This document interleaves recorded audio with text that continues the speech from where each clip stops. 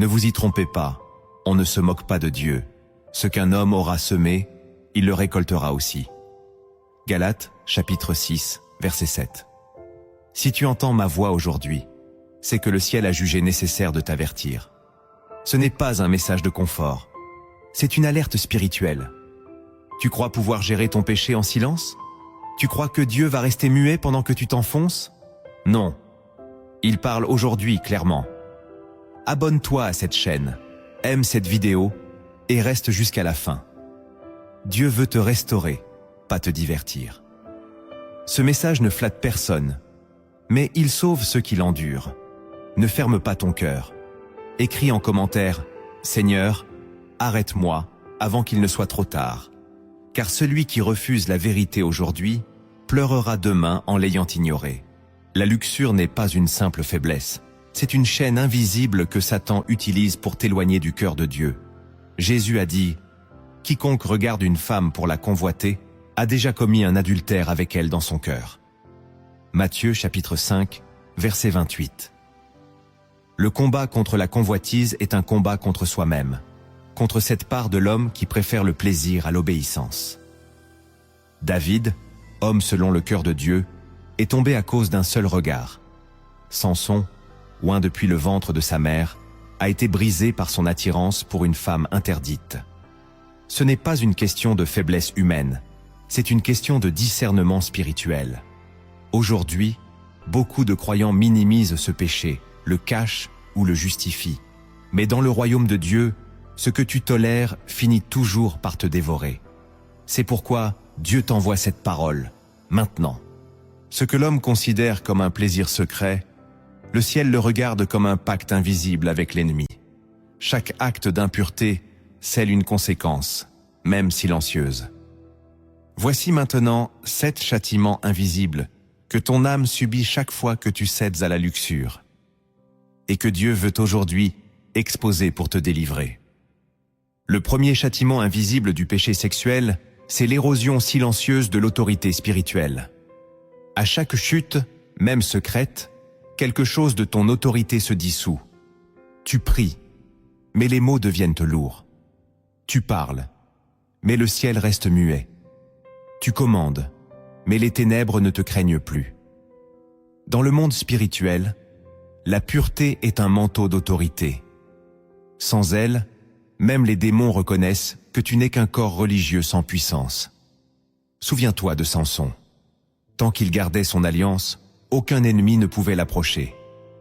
Mais le jour où il s'est couché dans le lit de la compromission, même un enfant pouvait le capturer. Quand tu pratiques la luxure, tu abandonnes ton manteau comme Ésaü a abandonné son droit d'aînesse pour un plaisir immédiat. Et la tragédie, c'est que tu ne t'en rends pas compte immédiatement. Tu continues à aller à l'église, à lever les mains, à prononcer le nom de Jésus. Mais ton onction est creuse. Tu n'effraies plus l'enfer. Tu es devenu un souvenir de ce que tu étais spirituellement. Et le plus dangereux, c'est quand tu t'habitues à cela. Tu crois que Dieu te parle encore, mais ce n'est qu'un écho de l'ancien feu.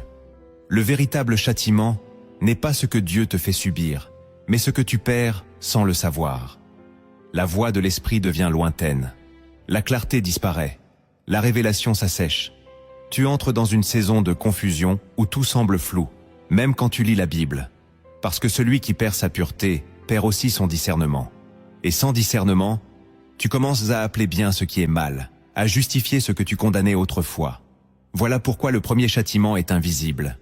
Il ne frappe pas ton corps, mais ton esprit.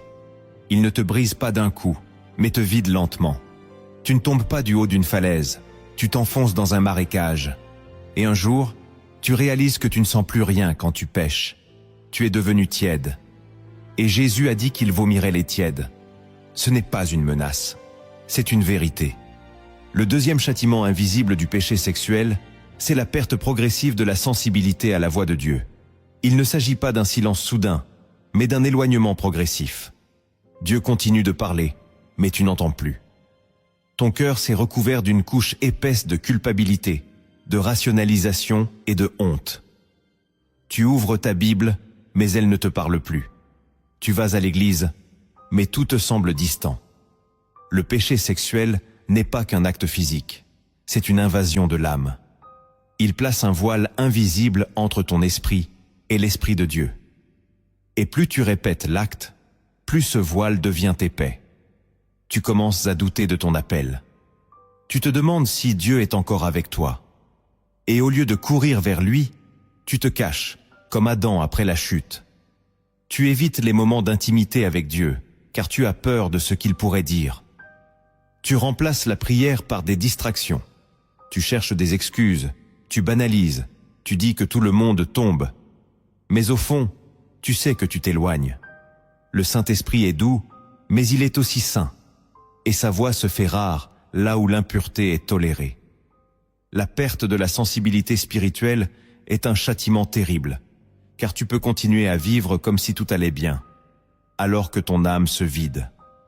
Tu peux même servir à l'église, prêcher, chanter, mais sans fruit éternel.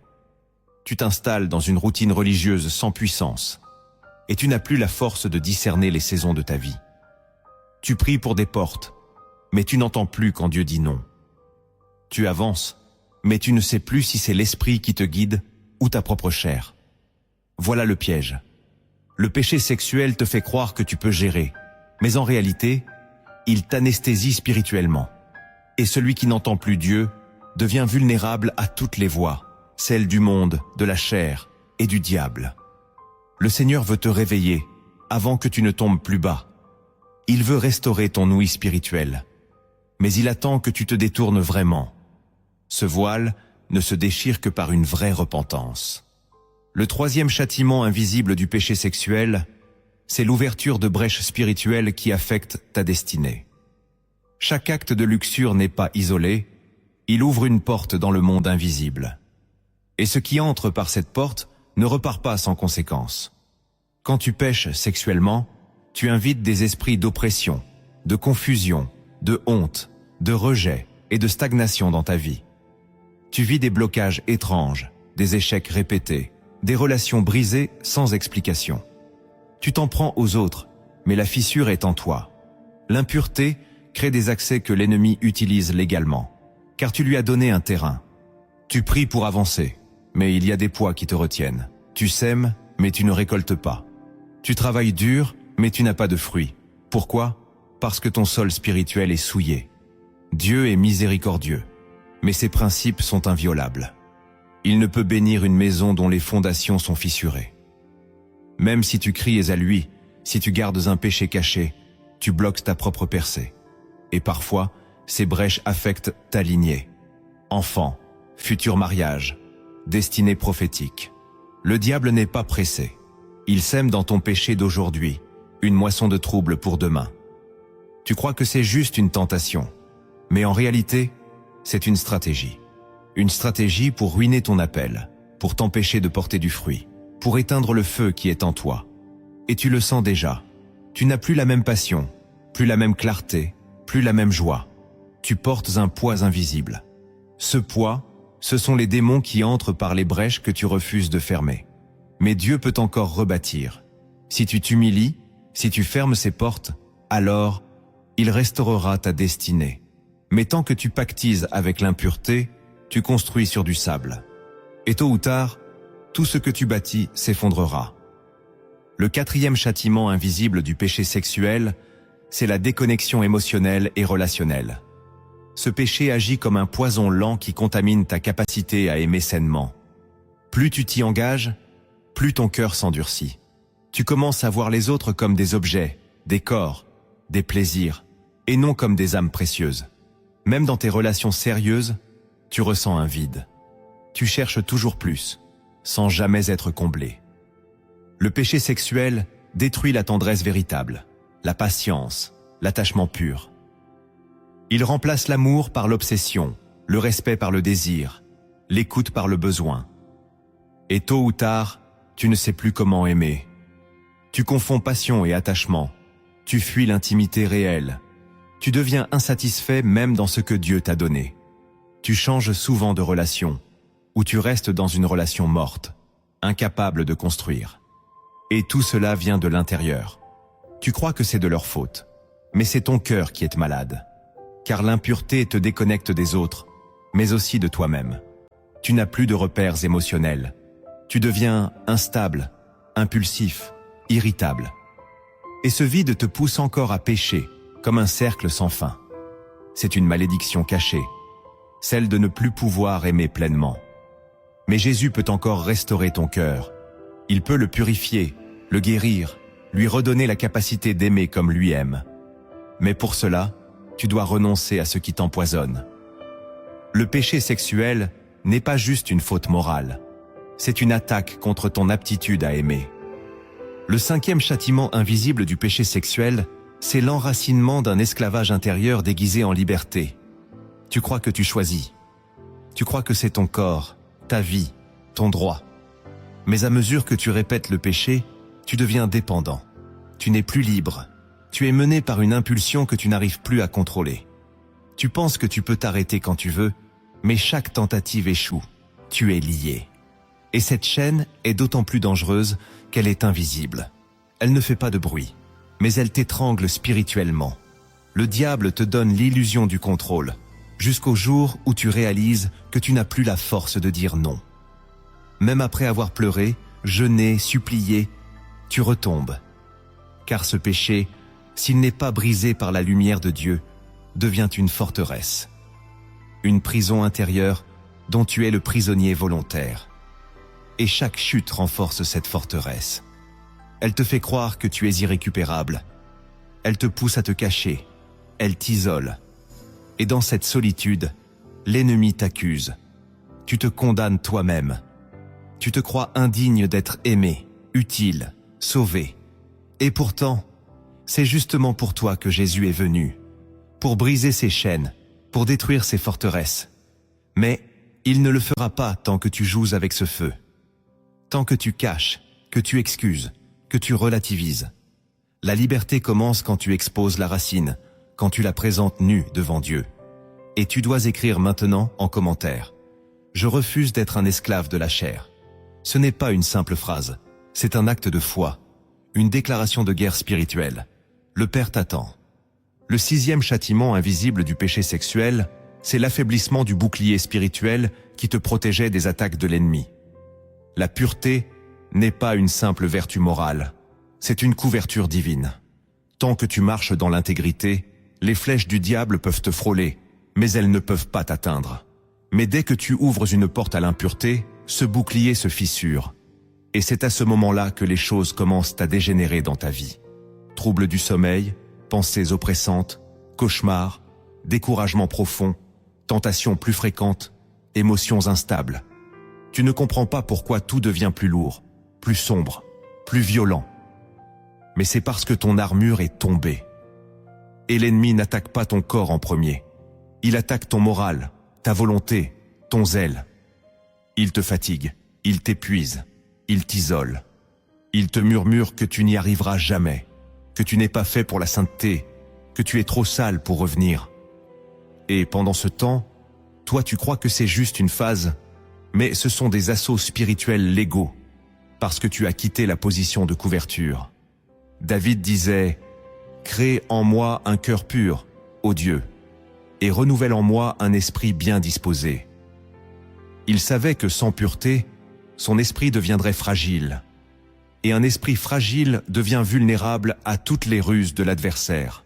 Ton armure spirituelle, ce n'est pas ton savoir biblique, c'est ton obéissance dans le secret. Tant que tu pécheras volontairement dans l'ombre, tu seras exposé à découvert dans le visible. Tu seras comme un soldat sans casque, sans bouclier, sans épée. Et chaque coup du diable te laissera une trace. Dieu t'appelle à revenir sous sa protection. Mais ce retour commence par la repentance, par le renoncement, par le refus de pactiser encore une fois avec cette impureté qui t'expose. Si tu veux marcher en victoire, tu dois marcher en sainteté. Le 7e châtiment invisible du péché sexuel, c'est la distorsion de l'identité spirituelle. Le péché ne fait pas que salir, il transforme la perception que tu as de toi-même. Chaque fois que tu chutes, tu perds un peu plus la clarté de qui tu es en Christ. Tu n'oses plus proclamer que tu es fils de Dieu. Tu n'as plus l'assurance de ton appel. Tu deviens hésitant, timide, sans voix. Tu entres dans une crise d'identité spirituelle. Et cette confusion est subtile. Tu continues à aller à l'église, à servir, à sourire. Mais à l'intérieur, tu es vide. Tu ne sais plus si Dieu peut t'utiliser. Tu doutes même qu'il t'aime encore. Le péché sexuel crée une fracture entre ce que Dieu dit de toi et ce que tu ressens. Et cette fracture devient un terrain fertile pour les mensonges de l'ennemi. Il te dit que tu es hypocrite, inutile, perdu.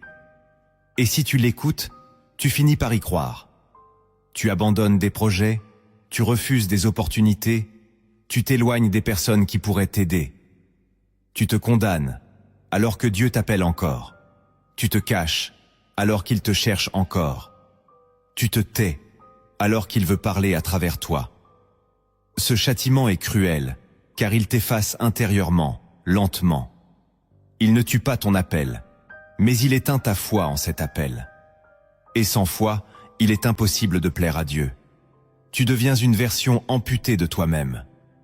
Ce n'est pas une punition divine, c'est une conséquence logique du péché.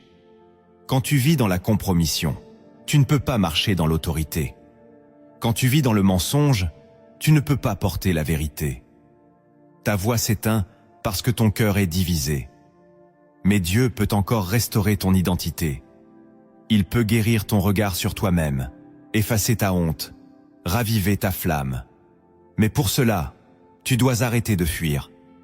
Tu dois confronter cette distorsion, déclarer ce que Dieu dit de toi et rompre avec cette prison invisible que tu appelles plaisir.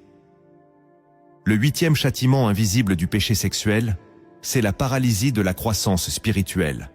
Tu peux lire tous les livres chrétiens, écouter toutes les prédications, assister à toutes les veillées. Mais si la luxure règne encore en toi, tu resteras bloqué. Tu n'iras pas plus loin. Tu peux simuler une vie spirituelle en public, mais dans le royaume, tu seras toujours un enfant spirituel. Le péché sexuel empêche les racines de ta foi de descendre profondément. Tu restes à la surface, ballotté par tes émotions, incapable de bâtir une fondation stable. Et tu le ressens, tu n'avances plus. Tu stagnes, tu tournes en rond. Chaque début d'année, tu fais des résolutions. Chaque semaine, tu reprends à zéro. Tu es toujours au même point, parce que tu refuses de couper la racine. Tu veux le feu de Dieu sans passer par l'autel du sacrifice. Tu veux l'onction sans la consécration. Tu veux les fruits sans déraciner l'arbre de l'impureté. Et c'est impossible. Dieu est patient, mais il ne fera pas grandir une vie qu'il ne peut pas sanctifier. La croissance spirituelle n'est pas une question de temps, c'est une question de profondeur. Tant que tu garderas ce péché comme un secret honteux, tu construiras sur du sable. Et au moindre vent, tout s'effondrera. Le châtiment ici, c'est de vivre une vie chrétienne tiède, faible, sans impact. Et le drame, c'est que beaucoup s'en contentent. Ils pensent que c'est normal. Mais Dieu t'a créé pour porter du fruit. Et si tu ne portes pas de fruit, c'est que quelque chose bloque. Cette chose, c'est peut-être cette relation secrète, ces vidéos que tu refuses d'abandonner, ces souvenirs que tu entretiens en silence. Si tu veux grandir, il faut mourir à quelque chose. Mourir à toi-même, à ta chair, à ta convoitise. Alors Dieu fera croître en toi une vie nouvelle, stable, profonde, victorieuse. Le 9e châtiment invisible du péché sexuel, c'est l'interruption des bénédictions divines déjà en chemin. Il ne s'agit pas de ce que Dieu ne veut pas te donner, mais de ce que tu étais sur le point de recevoir et que tu as fait fuir. Beaucoup de croyants ne comprennent pas pourquoi les choses s'arrêtent juste avant la percée. Pourquoi l'entretien échoue? Pourquoi la relation se brise? Pourquoi le projet capote à la dernière minute? C'est parce que dans le monde spirituel, Dieu ne bénit pas l'impureté. Il peut tout avoir préparé, tout aligné, tout disposé. Mais ta chute vient interrompre le processus. Tu crois que Dieu est capricieux, mais c'est ton choix caché qui a tout déplacé. L'impureté désaligne ton esprit. Et un esprit désaligné ne sait plus recevoir. Tu n'es plus au bon endroit, au bon moment, avec le bon cœur. Tu rates des bénédictions parce que tu pactises avec un esprit de sabotage. et tu recommences à prier. Mais c'est trop tard pour ce cycle. Tu dois attendre le prochain. Et pendant ce temps, tu doutes, tu te décourages, tu cries au ciel. Mais le ciel attend ta repentance. Ce n'est pas une punition, c'est une loi spirituelle. Dieu n'ouvre pas une porte que ton cœur est incapable de gérer. Il ne confie pas un ministère à quelqu'un qui vit dans le compromis. Il ne lie pas une alliance avec quelqu'un qui trahit secrètement cette alliance chaque semaine. Tu veux recevoir? Alors sanctifie-toi. Tu veux que les bénédictions arrivent? Alors ferme les portes que tu as ouvertes au diable. Rien n'est perdu, mais tout est suspendu. Et cette suspension est un appel. Dieu veut que tu réalises qu'il ne t'a pas abandonné. Il te préserve, il t'attend, il veut te restaurer avant de t'élever. Mais si tu refuses d'écouter, tu vivras toute ta vie en bordure de la promesse, sans jamais y entrer. Le 10e châtiment invisible du péché sexuel, c'est la tristesse durable que rien ne parvient à combler. Il y a une tristesse particulière qui habite ceux qui vivent dans le péché sexuel. Elle ne se voit pas toujours, mais elle ronge de l'intérieur. Tu peux rire, sortir, poster des photos, mais tu sens un vide profond qui ne disparaît jamais. Ce n'est pas une simple dépression, c'est un deuil de l'âme. Un cri silencieux. Tu sais que tu es appelé à plus, mais tu vis moins. Tu sais que Dieu t'attend, mais tu te caches. Et ce conflit intérieur crée une douleur constante. Tu cherches à combler ce vide par des distractions, des relations, des performances. Mais rien ne tient. Tu es triste, mais tu ne sais plus pourquoi. Tu ressens une lourdeur même dans la louange. Tu regardes les autres vivre leur foi avec joie. Et toi tu portes une mélancolie que tu n'expliques pas. C'est la conséquence du péché non confessé. David a dit « Tant que je me suis tu, mes os se consumaient ». Psaume 32. Le péché gardé en silence produit un feu intérieur qui consume la paix. Et ce feu ne s'éteint pas avec le temps. Il s'éteint avec la lumière de la repentance, la lumière de la confession. Tant que tu caches, tu souffres. Tant que tu refuses de tout remettre à Dieu, tu vivras avec cette tristesse. Mais aujourd'hui, Dieu veut t'en libérer. Il veut enlever ce poids invisible. Il veut faire couler à nouveau l'huile de la joie. Il veut te rendre la paix que tu as perdue. Mais cela ne viendra pas par un miracle soudain. Cela viendra par une décision, celle d'abandonner ce péché, une bonne fois pour toutes. Tu viens d'entendre les châtiments, mais maintenant, Dieu veut te révéler ce que la chair t'empêche de voir. Voici 10 révélations sacrées, enfouies dans les Écritures, que seule la repentance rend visible. Si tu veux vraiment être libre, écoute avec ton esprit, pas avec ta chair. Car ces vérités bouleverseront ton regard sur le péché. La première révélation sacrée que la chair refuse d'entendre, c'est que la luxure n'est pas un péché parmi d'autres. C'est un autel caché où tu sacrifies ton avenir. Tant que tu crois que la luxure est juste une faiblesse humaine comme une autre, tu ne pourras jamais en être délivré.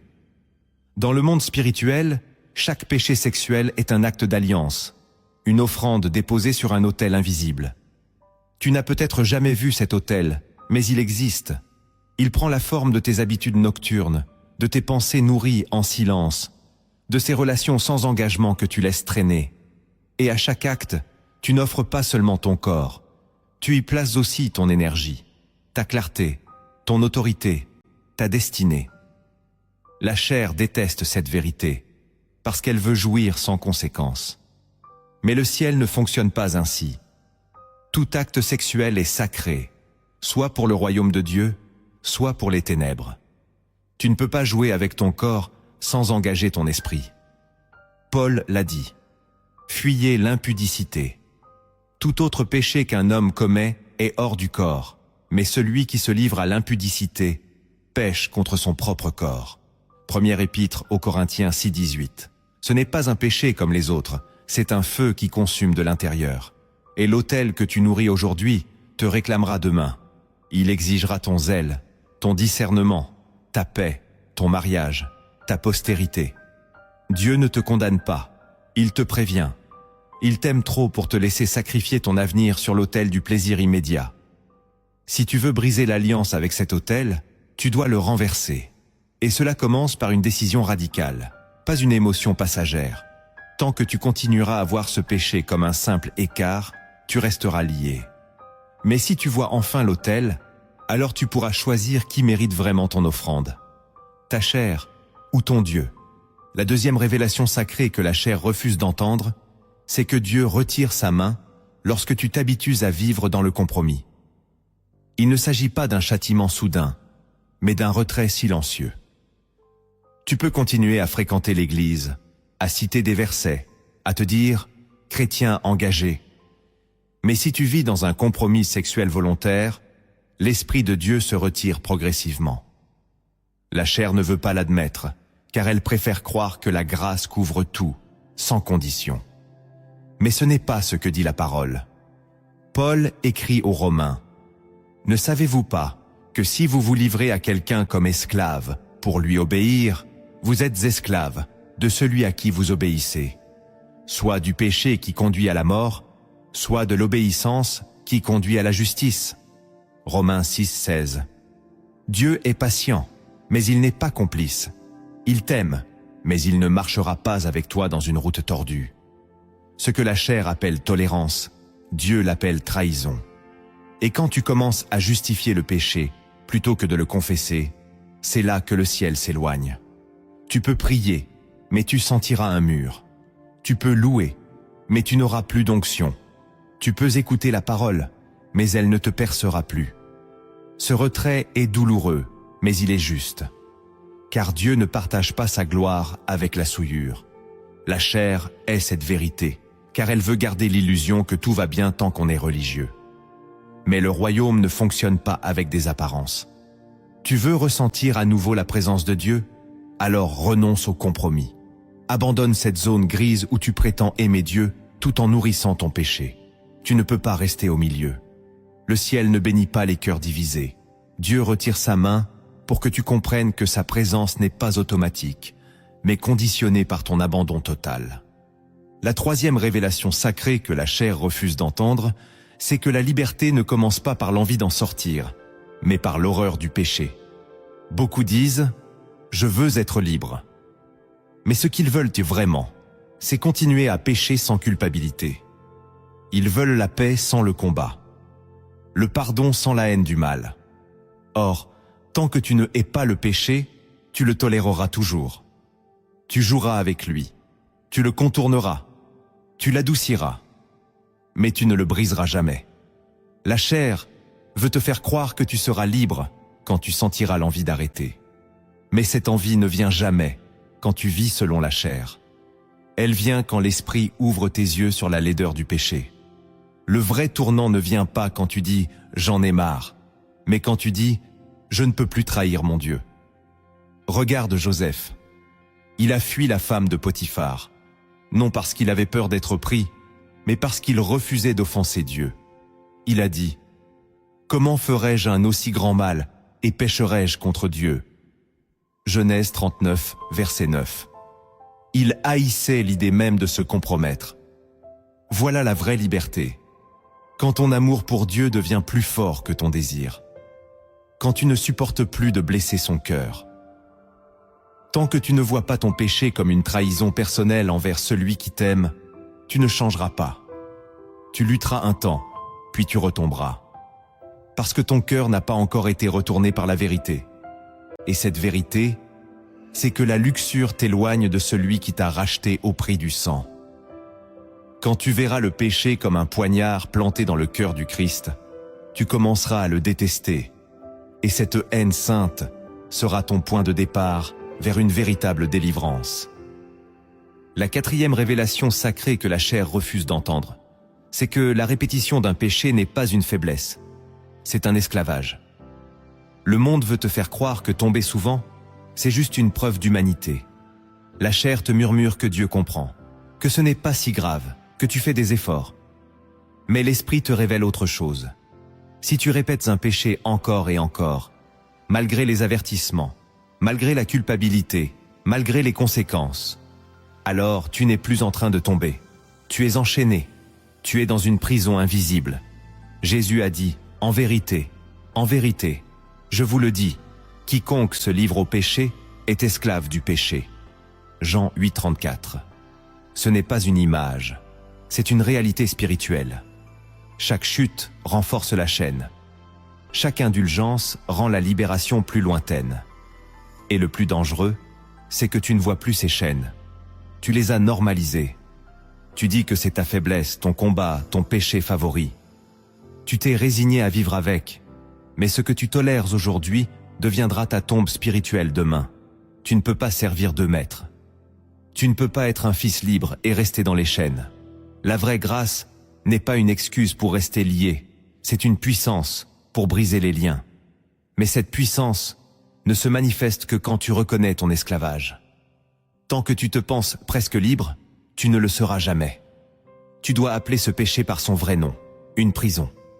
Et alors seulement tu pourras crier à Dieu avec le bon cri, non celui du confort, mais celui de la délivrance. Et Dieu répond toujours à ceux qui crient avec sincérité. La 5e révélation sacrée que la chair refuse d'entendre, c'est que la lumière ne t'humilie jamais, elle te sauve. Beaucoup fuient la confession parce qu'ils ont peur d'être exposés. Ils préfèrent souffrir en silence plutôt que de demander de l'aide. La chair leur dit, si tu avoues, tu perds ta dignité. Mais c'est un mensonge, car dans le royaume de Dieu, ce que tu exposes est ce que Dieu peut guérir, et ce que tu caches est ce que l'ennemi utilise contre toi. La honte n'est pas dans la lumière, elle est dans le secret. Tant que tu restes caché, tu renforces la domination du péché. Mais dès que tu amènes cette chose dans la lumière, même tremblant, même brisé, alors la délivrance commence. Jean écrit, « Si nous confessons nos péchés, il est fidèle et juste pour nous les pardonner et pour nous purifier de toute iniquité. » 1 Jean 1,9. La purification ne vient pas sans confession. Dieu ne veut pas t'humilier, il veut te laver. Mais la chair confond humiliation et humilité. Elle veut garder les apparences, sauver l'orgueil. Elle te dit que tu peux t'en sortir seul. Mais tu ne peux pas. La liberté se trouve dans la lumière. Et la lumière commence par une parole. J'ai besoin d'aide. C'est pour cela que le diable te pousse au silence. Car tant que tu restes seul, tu restes captif. Aujourd'hui, tu dois faire ce choix. Ne cache plus, ne reporte plus. La lumière ne te détruira pas. Elle te sauvera. Et si tu le crois, alors écris maintenant en commentaire. Je choisis la lumière, pas le silence. Cette déclaration, c'est une clé. Une brèche ouverte pour que la grâce entre. La 6e révélation sacrée que la chair refuse d'entendre, c'est que le péché sexuel rend ta prière inefficace. Tu peux prier longtemps, utiliser les bons mots, crier ou chuchoter. Si la luxure domine ta vie en secret, ta prière ne monte pas. Elle est étouffée par ta double vie. La chair déteste cette vérité, car elle préfère croire qu'on peut pécher et prier dans la même pièce sans conséquence. Mais les Écritures sont claires. Si j'avais conçu l'iniquité dans mon cœur, le Seigneur ne m'aurait pas exaucé. Psaume 66, verset 18. Ce verset ne parle pas d'un péché confessé, mais d'un péché entretenu. Celui que tu caresses encore, que tu protèges, que tu refuses de crucifier. Ce genre de péché ferme les cieux. Tu crois que Dieu est silencieux, mais c'est ton péché qui bloque le passage. Tu pries pour une percée, mais rien ne bouge. Tu demandes la paix, mais l'angoisse revient. Tu veux du discernement, mais tu tombes dans la confusion. Pourquoi ? Parce que Dieu n'écoute pas des lèvres qui le louent, pendant que le cœur serre la chair. La prière est une connexion sacrée. Et quand cette connexion est souillée par l'impureté, elle devient bruyante, mais stérile. Tu n'es pas exaucé parce que tu ne pries pas avec un cœur pur. La solution ne réside pas dans la multiplication des mots, mais dans la purification de l'âme. Dieu n'a jamais demandé la perfection, mais il attend la vérité. Tant que tu caches, il attend. Tant que tu joues, il se tait. Mais le jour où tu tombes à genoux, avec un cœur brisé, sans masque, sans excuse, alors les cieux s'ouvrent. La prière du juste a une grande efficacité, mais pas celle de l'impur obstiné. Si tu veux que Dieu t'écoute à nouveau, il est temps d'abandonner ce qui salit ta voix devant son trône. La 7e révélation sacrée que la chair refuse d'entendre, c'est que le péché sexuel altère ton discernement et expose ton cœur à des décisions catastrophiques. Il ne s'agit pas seulement d'un trouble moral, mais d'un brouillage de la conscience. La chair croit pouvoir pécher tout en continuant à bien choisir, à bien juger, à bien comprendre. Mais ce n'est pas vrai. Dès que tu entretiens la luxure, ta capacité à discerner ce qui vient de Dieu commence à faiblir. Tu entres dans un brouillard spirituel. Tu commences à confondre l'émotion avec l'onction, la sympathie avec la vérité, l'opportunité avec la volonté divine. Tu te laisses guider par ce qui flatte ta chair et non par ce qui élève ton esprit. Et cela te conduit vers des amitiés toxiques, des relations destructrices, des projets mort-nés. Tu t'engages dans des chemins que tu appelles bénédictions, alors qu'ils sont des pièges. Et tout cela commence par un cœur divisé, car la luxure affaiblit la voix intérieure de l'esprit. Elle installe le doute, la peur, l'excitation charnelle et étouffe la sagesse. Tu pries, mais tu n'entends plus clairement. Tu avances, mais tu n'as plus de paix. Et ce manque de discernement t'expose à des échecs, des pertes, des détours longs et douloureux. Le péché sexuel t'emmène là où ton intelligence ne pourra pas te protéger. Tu crois contrôler, mais tu choisis mal. Tu crois avancer, mais tu t'égares. Dieu ne veut pas seulement que tu sois pur pour être saint. Il veut que tu sois pur pour être lucide. Le discernement est un don sacré que le péché obscurcit. Tant que tu nourriras ta chair, tu penseras mal. Et un mauvais discernement, même avec de bonnes intentions, mène à la ruine. Mais si tu te sanctifies, Dieu restaurera ta clarté. Et ta prochaine décision sera alignée avec le ciel. La 8e révélation sacrée que la chair refuse d'entendre, c'est que toute semence d'impureté produit une moisson de solitude. Tu peux être entouré de gens, applaudi, aimé, mais si tu vis dans l'impureté sexuelle, une solitude invisible finira par grandir en toi. C'est un vide que rien ne comble, une forme d'isolement spirituel que la chair ne comprend pas, mais que l'âme ressent. Ce n'est pas un hasard. Le péché sexuel coupe des connexions divines. Il crée une distance entre toi et Dieu, mais aussi entre toi et les autres. Tu commences à fuir les conversations profondes. Tu évites ceux qui te parlent vrai. Tu refuses l'intimité saine parce que tu as peur d'être vu. Et tu t'enfermes peu à peu dans un monde intérieur où tu vis seul avec ton péché. Cette solitude ne vient pas de Dieu. Elle vient du secret, du fait que tu caches, que tu construis des murs, que tu vis dans le silence intérieur. Tu crois que c'est juste un passage, mais c'est un désert spirituel causé par le péché. Tu te plains de ne pas être compris, mais tu refuses d'être vrai. Tu veux de l'amour, mais tu nourris un vide que seul Dieu peut remplir. Et tant que tu vis dans cette impureté, ce vide s'élargira. Tu chercheras à le combler avec d'autres plaisirs, mais tout sera fade. Tu parleras aux autres, mais tu ne te sentiras jamais pleinement connecté. Car tu as rompu l'alliance de la vérité. Et la vérité est la seule fondation des liens authentiques. Mais si tu choisis aujourd'hui d'être pur, de revenir à Dieu avec un cœur sincère, alors il te sortira de cette solitude. Il placera autour de toi des connexions vraies, des relations restaurées, une paix nouvelle. Car Dieu n'appelle pas ses enfants à vivre cachés, mais à vivre libres. La 9e révélation sacrée que la chair refuse d'entendre, c'est que la honte persistante n'est pas une punition, mais un signal d'alarme. Quand tu pèches et que tu ressens de la honte, ce n'est pas Dieu qui t'écrase, c'est ton esprit qui crie. Il crie parce qu'il sait que tu n'es pas à ta place. Il crie parce qu'il connaît ta valeur. Il crie parce qu'il voit la distance grandir entre toi et le Père.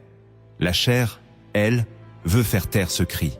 Elle te pousse à fuir, à t'occuper, à oublier.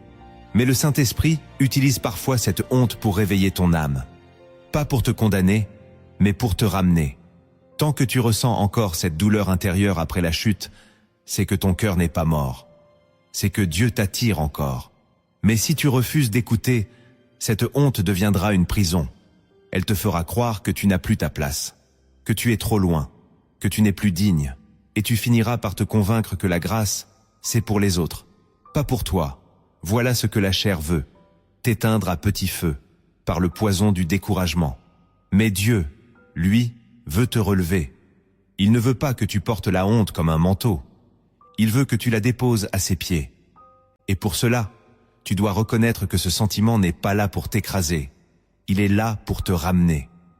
Il est là pour te dire, ce n'est pas ta place, reviens. La honte n'est pas la fin de ton histoire. Elle est une alarme. Et aujourd'hui, Dieu t'appelle à l'écouter et non à l'étouffer. La 10e révélation sacrée que la chair refuse d'entendre, c'est que le pardon est immédiat. Mais la restauration prend du temps. Beaucoup veulent être pardonnés et rétablis en un instant. Ils tombent, confessent, puis s'étonnent de ne pas sentir la paix immédiatement. Ils demandent à Dieu pourquoi ils ne se sentent pas encore libres. Mais la vérité, c'est que le pardon est accordé à l'instant où tu confesses avec un cœur sincère. C'est la promesse de 1 Jean 1,9.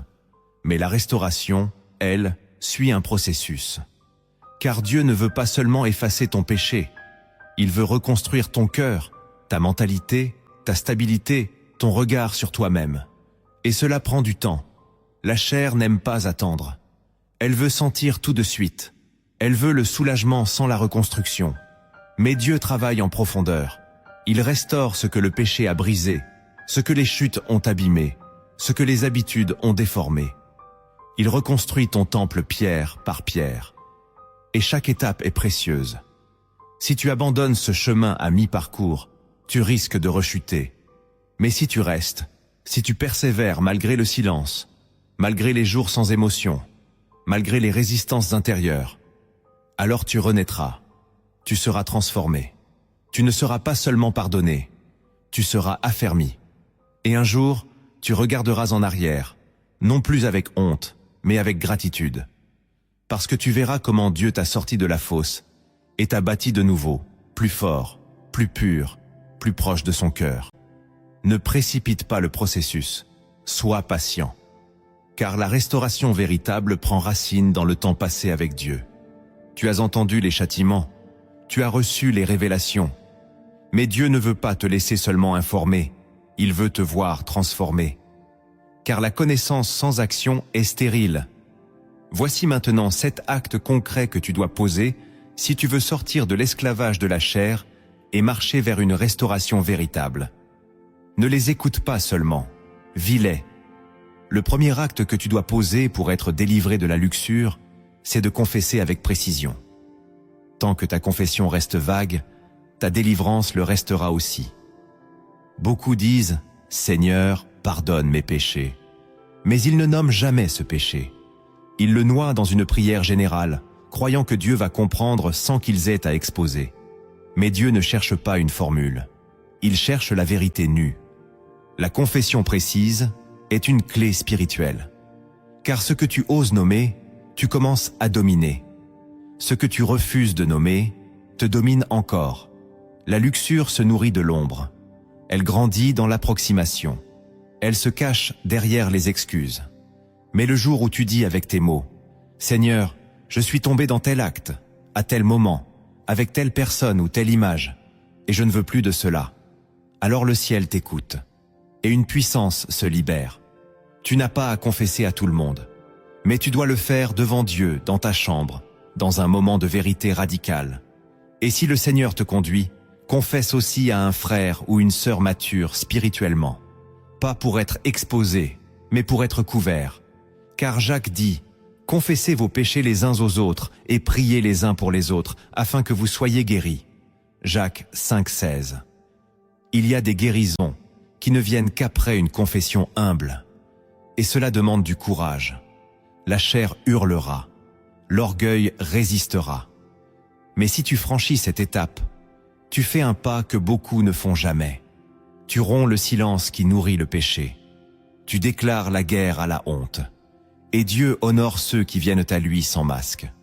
Ta confession n'est pas une faiblesse. C'est une offrande de vérité. Et Dieu habite au milieu de ceux qui osent être vrais. Le deuxième acte que tu dois poser pour être délivré de la luxure, c'est de sanctifier tes yeux. La chute ne commence jamais par le corps. Elle commence par le regard. Le premier péché d'Ève, ce n'est pas d'avoir mangé. C'est d'avoir vu que l'arbre était agréable à la vue. Genèse 3,6. Tout commence là. Ce que tu regardes, tu le désires. Et ce que tu désires, tu finis par y céder. Tes yeux sont les portes de ton âme. Et si tu veux sortir du cycle de la luxure, tu dois apprendre à fermer ces portes. Ce n'est pas légaliste, c'est vital. Ne dis pas « je regarde mais je ne fais rien ». Ce que tu regardes plante des graines dans ton cœur. Et ces graines finissent toujours par germer. Tu dois donc prendre une décision radicale. Sanctifier ton regard. Cela veut dire supprimer certains contenus, arrêter certaines séries, cesser de suivre certains comptes, poser des filtres, non pour faire joli, mais pour survivre spirituellement. Job disait « J'avais fait un pacte avec mes yeux et je n'aurais pas arrêté mes regards sur une vierge. » Job 31, 1. Il savait que le regard détermine la pureté. Et ce pacte, tu dois le faire aujourd'hui. Ce n'est pas Dieu qui va détourner ton regard à ta place. C'est toi qui dois choisir où tes yeux se posent. Car ce que tu contemples façonne ton cœur. Si tu regardes l'impureté, tu deviendras impur. Si tu regardes la sainteté, tu deviendras saint. Ce que tu regardes aujourd'hui détermine qui tu seras demain. Il ne s'agit pas de vivre dans la peur, mais dans la vigilance. Dieu ne veut pas que tu sois obsédé par l'interdit, mais engagé dans la sainteté. Sanctifier tes yeux, c'est refuser les pièges doux que la société normalise. C'est choisir la lumière, même quand tout autour de toi vend les ténèbres comme de l'art.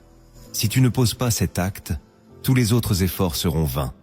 Car tant que tes yeux restent ouverts à la tentation, ton cœur restera faible face à elle. Le troisième acte que tu dois poser pour être délivré de la luxure, c'est de jeûner pour rééduquer ton âme. Le jeûne n'est pas une option pour les croyants qui veulent vaincre la chair. Il est une arme redoutable. Il ne change pas Dieu, il te change toi. Il affaiblit la voix de la chair et renforce celle de l'esprit.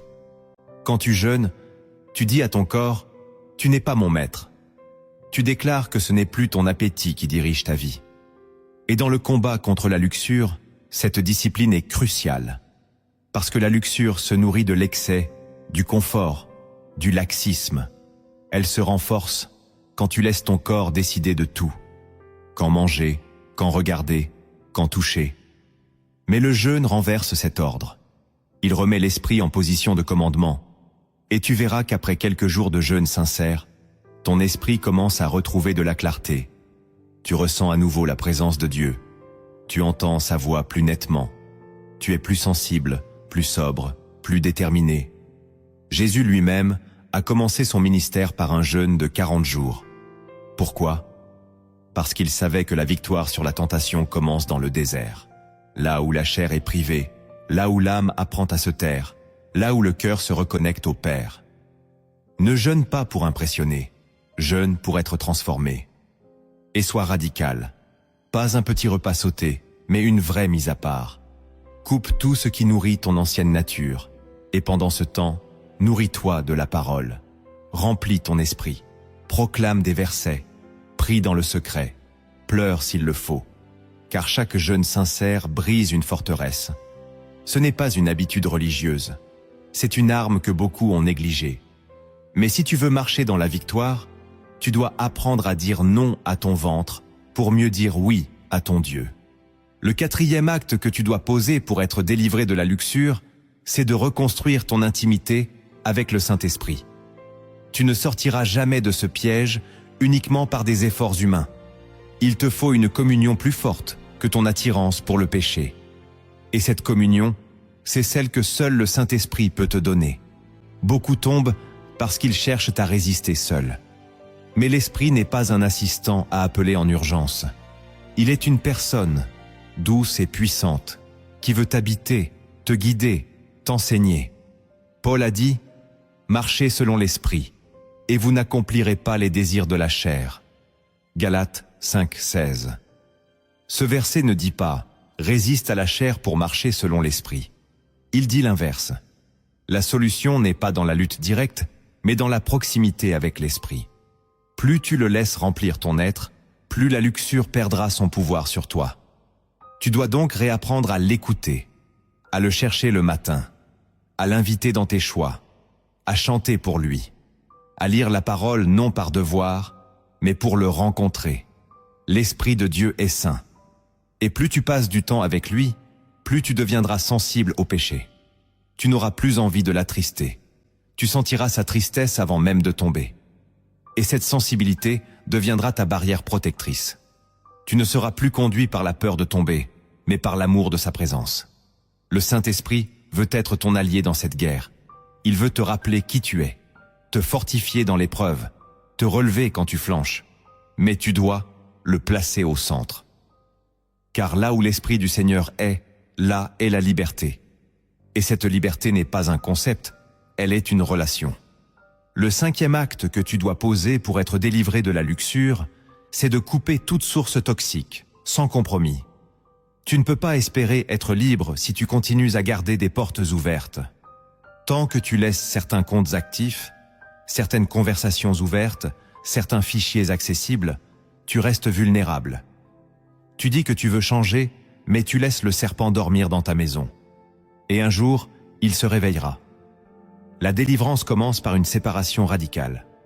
Jésus a dit « Si ton œil est une occasion de chute, arrache-le » Matthieu 5, 29.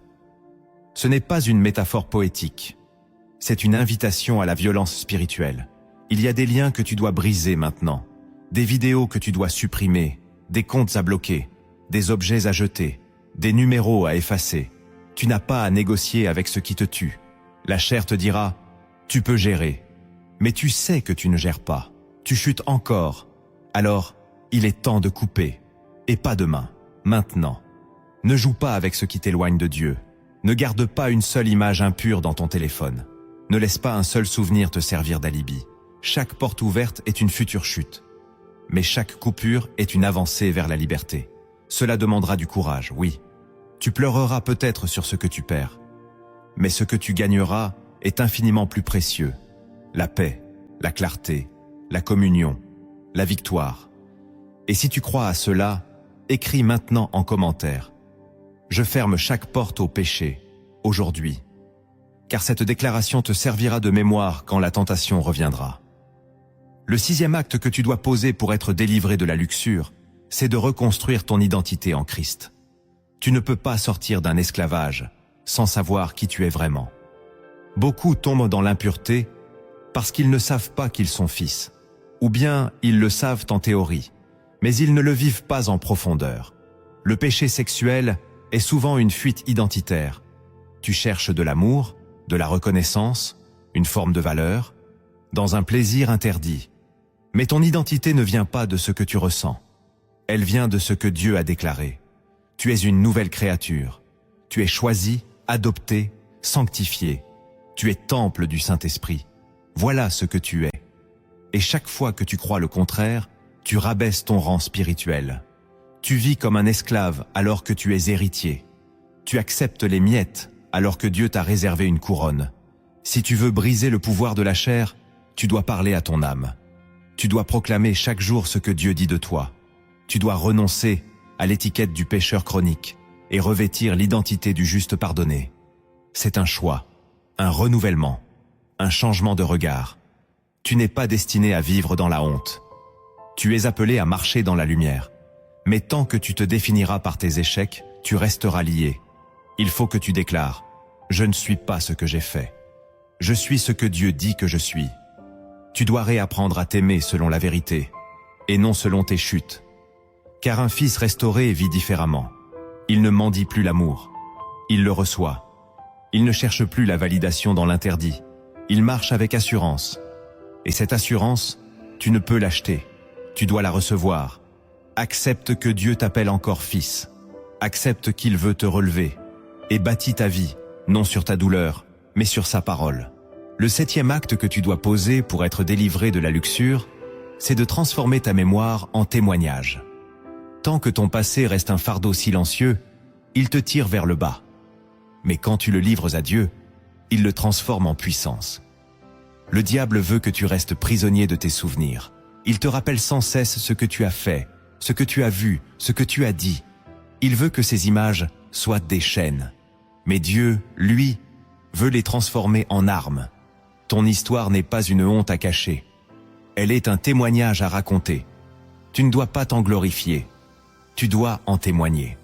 car ce que Dieu a fait pour toi peut libérer d'autres. Et quand tu parles de ton ancienne vie avec la conscience de ta nouvelle nature, tu brises le pouvoir des souvenirs. Ce n'est plus un lieu de chute, c'est un autel de grâce. L'Apocalypse dit « Ils l'ont vaincu à cause du sang de l'agneau et à cause de la parole de leur témoignage. » Apocalypse 12, 11. Ton témoignage a une voix. Il porte l'odeur de ta délivrance. Et chaque fois que tu déclares que Jésus t'a libéré de la luxure, tu proclames que l'enfer a perdu. Mais tu dois le faire avec humilité, avec crainte, sans fierté charnelle. Car ce n'est pas toi qui as gagné, c'est Christ en toi. Tu dois aussi apprendre à ne pas nourrir les souvenirs. Ne repasse pas les scènes, ne garde pas les traces. Laisse Dieu purifier ta mémoire. Demande-lui de sanctifier ton esprit. Et quand il le fait, ose parler. Ose dire « Oui, j'ai été lié. Oui, j'ai chuté. Mais Jésus m'a relevé. » Ton témoignage est une lumière pour d'autres, une preuve vivante que Dieu délivre encore. Et plus tu témoignes, plus tu t'éloignes de l'ancien toi. Ta mémoire n'est plus un piège. Elle devient un monument de sa fidélité. Il n'y a pas de liberté véritable sans sanctification. Tu peux vouloir avancer, construire, servir, mais si la racine du péché n'est pas déracinée, tout finit par s'effondrer. Dieu ne t'a pas conduit jusqu'ici pour te condamner, mais pour te réveiller. Il t'a exposé ce que la chair refuse d'entendre, non pour t'écraser, mais pour te libérer.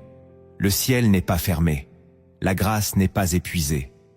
Mais elle ne s'impose pas, elle s'accueille, dans l'humilité, dans la vérité, dans la prière.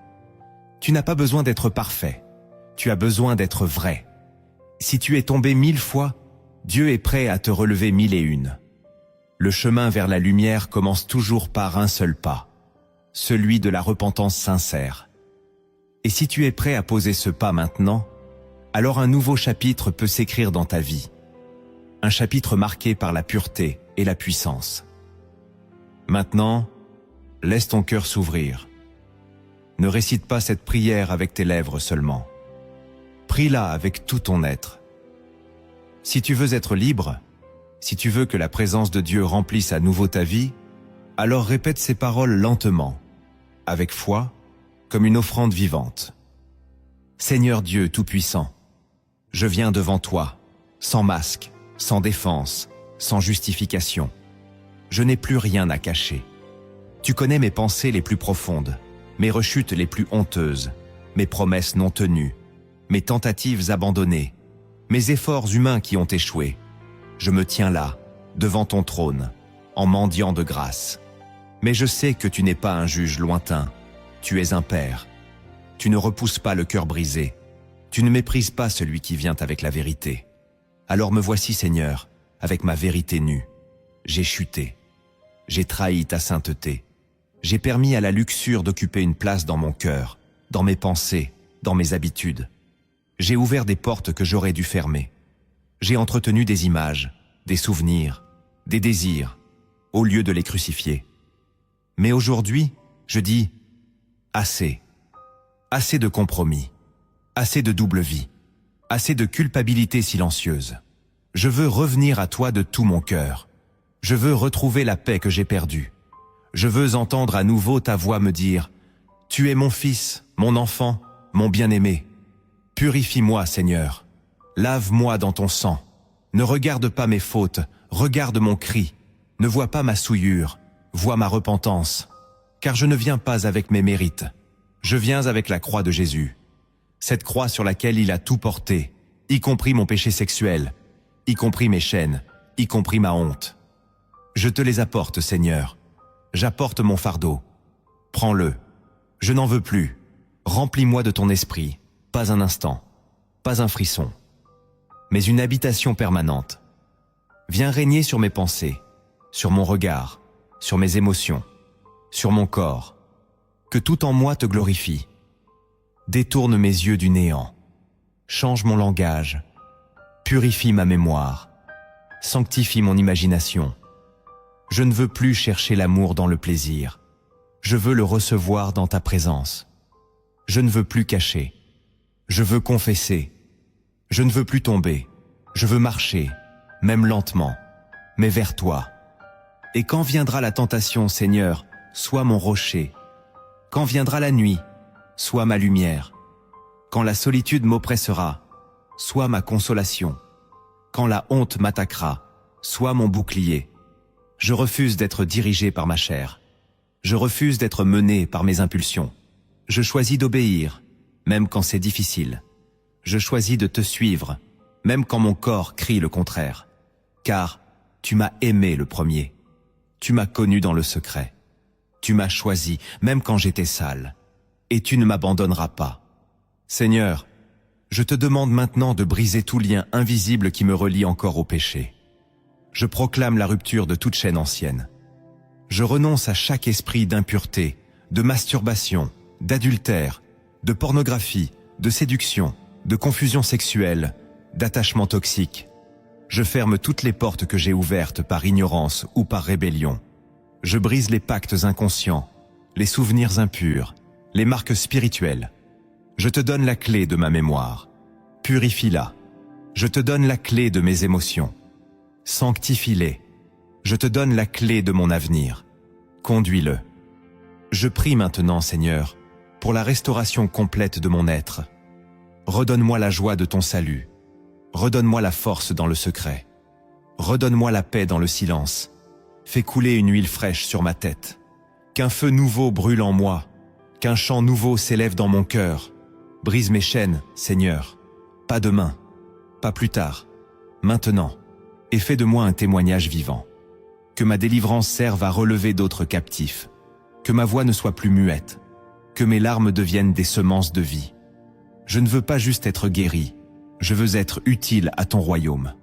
Utilise ma faiblesse pour montrer ta gloire. Utilise mon passé pour révéler ta miséricorde. Et à chaque instant, rappelle-moi que je ne suis pas ce que j'ai fait, mais ce que tu dis de moi. Je t'aime, Seigneur, et je te donne tout, même mes cicatrices, même mes doutes, même mes parties les plus sales. Prends-les, transforme-les. Je suis à toi, corps, âme, esprit. À partir d'aujourd'hui, je ne veux plus vivre à moitié. Je veux t'appartenir pleinement. Merci pour ta patience. Merci pour ta tendresse. Merci pour ton pardon. Merci pour ton feu. Je reçois ta main. Je me relève et je marche avec toi. À nouveau. Amen. Si cette vidéo a parlé à ton cœur, ne garde pas ce message pour toi. Partage-le à quelqu'un qui lutte en silence. Laisse le Saint-Esprit toucher d'autres vies à travers ton simple geste. Et si tu veux aller plus loin, médite les Écritures citées. Repasse cette prière lentement, chaque jour s'il le faut. En commentaire, écris cette déclaration de foi. Je ne suis plus esclave de la chair, je suis enfant de Dieu.